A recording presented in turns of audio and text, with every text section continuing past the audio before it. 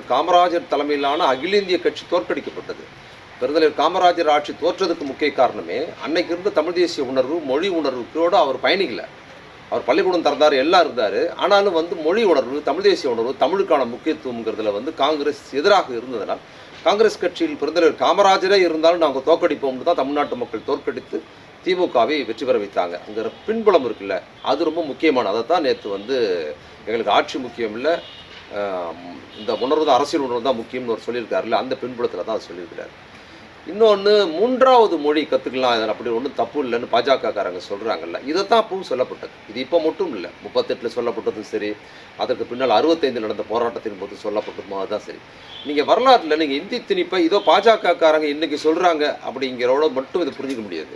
இதுக்கு ஒரு வரலாற்று பின்னணி இருக்குது. ஒரு 125 ஆண்டு ஆகுது இந்தியை மற்ற மாநில மக்கள் திணிக்கிற அந்த விஷயம். குறிப்பாக பார்த்தீங்கன்னா